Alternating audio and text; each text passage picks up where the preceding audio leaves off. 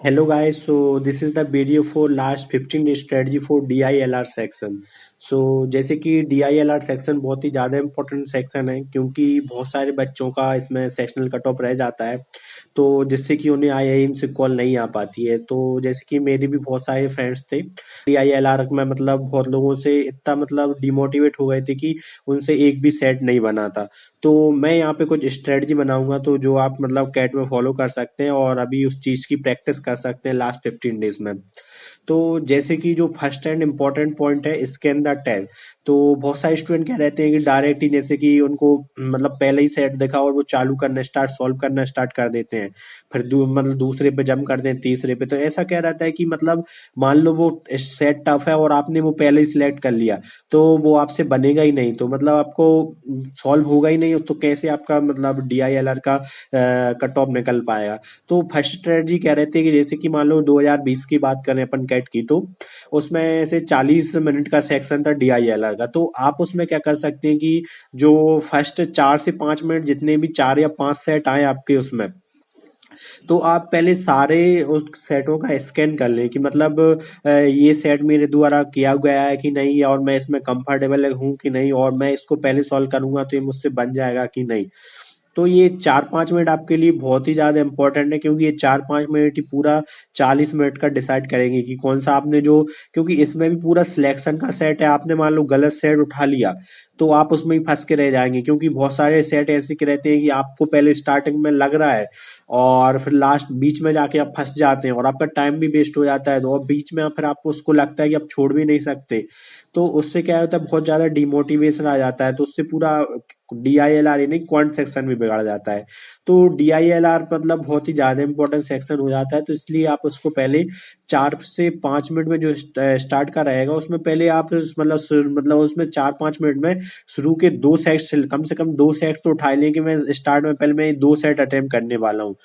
क्योंकि यदि आपने 2 सेट है, मतलब यदि 2 सेट पूरे पूरे सही बना दिए तो लगभग कट ऑफ से आप काफी ऊपर निकल जाएंगे, मतलब सेफ, इसको मतलब सेफ जोन में आ जाएंगे यदि आपने पूरे 2 सेट भी सही बना दिए, यदि अकॉर्डिंग टू 2020 का पेपर देखें तो मेन स्टडी यही है कि पहले आप 2 सेट उठाएं और मतलब उनका डिफिकल्टी लेवल ले, और उसमें भी क्या रहता है कि स्कैन द टेस्ट, तो ये भी मतलब पूरा प्रैक्टिस से ही आता है। आपने जितनी भी टाइप की मतलब वो DILR के सेट लगाए होंगे, तो उससे आपको समझ में आ जाएगा कि कौन सा मैं कर सकता हूँ और कौन सा मैं नहीं कर सकता हूँ।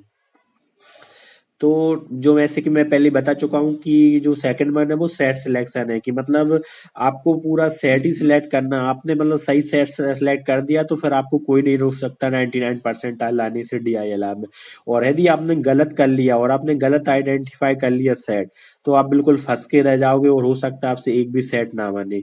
तो वो ही है कि मतलब, और इसमें ज्यादा पैनिक नहीं करना। मान लो 15-20 मिनट भी हो गए और आपसे हो सकता है कि एक भी सेट ना बने, ऐसा होता है जनरली। तो आपको बिल्कुल भी पैनिक करने की जरूरत नहीं है। 2-5 सेकंड आंखें बंद करें, गहरी गहरी सांस लें और थोड़ा रिलैक्स फील करें। और उसके बाद मतलब जैसे थोड़ा मतलब आपको फील होगा, जब भी आप पे प्रेशर आए तो आप पूरा कैट पेपर में ये टेक्निक अपना सकते हैं कि आंखें बंद करके गहरी सांस लें 2-5 सेकंड और आराम से फिर अप्रोच करें। यदि आप ज्यादा हड़बड़ी करेंगे तो मतलब फिर कुछ भी नहीं हो पाएगा। तो उससे बढ़िया यही है। तो और मतलब सेट, आप मैंने वही बताया कि जो सेट सिलेक्शन है वो बहुत ज्यादा इंपॉर्टेंट है।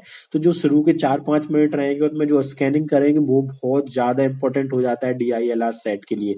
तो उससे आपको सेट पता लग जाएगा और आप राइट पिकअप कर लेंगे तो आपका मतलब सेट सही होने के चांसेस ज्यादा बढ़ जाएंगे। और थर्ड है कि मूव अहेड। तो इसके लिए क्या कर सकते हैं आपके मतलब ऐसा भी रहता है कि अब ऐसे मान लो 4 क्वेश्चन आए हैं उसमें, और हो जाता है कि कभी कभी आपसे उसके 3 मतलब क्वेश्चन बन जाते हैं, और ये क्वेश्चन बहुत ही ज्यादा मतलब ट्रिकी हो सकता है, आपको उसकी लैंग्वेज समझ में ना आए या बहुत ही ज्यादा टाइम कंज्यूमिंग हो, लाइक बहुत ज्यादा वो मतलब डेटा बहुत ज्यादा रहता है, बहुत ज्यादा कैलकुलेट करना है।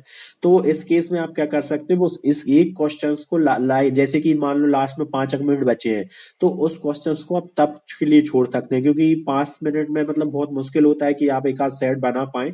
तो उससे बढ़िया है कि ऐसे क्वेश्चंस को आप लास्ट में रख सकते हैं।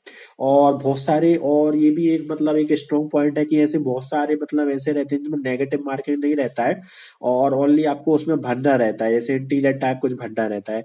तो वो क्वेश्चन आप तीनों सेक्शन में कभी भी ना छोड़ें। जैसे मान ले क्वेश्चन जितने भी आए, तो उसमें क्या रहेगा कि आपको मतलब तुक्का भी मार सकते हैं आप, मैं लास्ट मान के चलिए आपसे नहीं बना तो ये भी एक बहुत ज्यादा स्ट्रॉन्ग पॉइंट है। और ये भी मतलब एक है कि मेक अ राइट डायग्राम, क्योंकि कई बार क्योंकि थ्योरी रहती है हम उसमें उलझ जाते हैं, उसका मीनिंग अच्छे से हम अंडरस्टैंड नहीं कर पाते हैं, और हम क्या बना देते हैं, मतलब रॉन्ग डायग्राम बना देते हैं। जैसे इसमें देखिए, ये है ऐसे 7 people ABCDEFG need to be selected in a row and B sit exactly between A and C। अब ये क्या है, ऐसे 7 people हैं, तो अब देख रहे हो आप मतलब इसमें मतलब ये 4 टाइप के डायग्राम बन जाएंगे। तो मतलब ABC यहाँ भी आ सकते हैं, कहीं भी आ सकते हैं, मतलब चार भी नहीं, 1 2 3 4 5 6 7 8 पोजीशन, मतलब 8 पोजीशन पे आपको बिठाना पड़ेगा। तो मतलब देख रहे हैं आप कितना कंफ्यूजिंग क्वेश्चंस हो जाता है, मतलब जब भी मतलब बनता है। तो इससे वो ही है कि आप जल्दी से जल्दी मतलब राइट डायग्राम बना ले। यदि आपका डायग्राम ही मतलब शुरू में गलत हो गया तो आपका पूरा क्वेश्चन ही गलत हो जाएगा। तो मतलब अच्छे से उसको रीड करें केयरफुली, क्योंकि रीडिंग प्रैक्टिस भी बहुत ज्यादा इंपॉर्टेंट रहती है। मतलब जो आप न्यूज़पेपर वगैरह या जो रीडिंग करते हैं वो ओनली इंग्लिश के लिए ही नहीं, क्योंकि पूरा पेपर स्क्रीन पे होता है, तो ये DILR और क्वांट में भी मतलब, क्योंकि कई बार बहुत सारे क्वेश्चन रहते हैं हम गलत वैल्यू पढ़ लेते हैं, गलत थ्योरी अंडरस्टैंडिंग कर लेते हैं, या कुछ गलत मतलब चीज रीड कर लेते हैं। तो ये भी मतलब बहुत मतलब ये भी मतलब बहुत इंपॉर्टेंट पॉइंट है कि आप डायग्राम राइट बनाएं। तो thank you guys, if you like my video please like and subscribe. और ये मेरी स्ट्रेटजी है, जो आप फॉलो करेंगे तो आप आसानी से मतलब 75 मतलब 95+ परसेंटाइल तो आ ही जाएगा आपका DLIR में। बाकी आप जितना हो सके कम से कम मिनिमम 2 सेट का तो ट्राई करें, मतलब ये लास्ट 15 डेज में है, तो आप जो प्रीवियस है इसके पेपर है उनके सेट लगा लगा के देखें तो वो आपसे बन रहे हैं कि नहीं। और बाकी कैट कैसा एप्टीट्यूड टेस्ट है, मैंने देखे हैं बहुत सारे ऐसे बच्चे थे जिनसे मतलब मॉक में नहीं बनते, क्योंकि मॉक में कई बार बहुत सारे टफ टेस्ट भी वो टफ सेट डाल देते हैं। तो ऐसा नहीं है कि आप वहां नहीं, क्योंकि कैट है पूरा एप्टीट्यूड टेस्ट है, तो मतलब वो पूरा डे पे मतलब डिसाइड करेगा आप कैसा परफॉर्म करते हो। कि हो सकता है उस दिन आपने 4 सेट बना दिए हो, अभी आपसे 2 ही बन रहे हो, तो मतलब ऐसा भी नहीं हो कि अभी आपसे एक ही नहीं बन रहा हो वहां 4 बन जाए। लेकिन ऐसा हो सकता है कि आप मतलब सीरियस प्रिपरेशन कर रहे हैं मतलब, और आप यहाँ पे 2 सेट बना पाए, तो वहां आसानी से 4 सेट भी मैंने बनते हुए देखे हैं। तो यही है कि मतलब पूरा कैंडिडेट पे डिपेंड करेगा। तो अभी मतलब जितना ज्यादा हो उतना ज्यादा मतलब लास्ट 15 डेज में आप प्रैक्टिस करिए, तो उससे बहुत ज्यादा हेल्प मिलेगी। So thank you guys, please like subscribe my channel, thank you.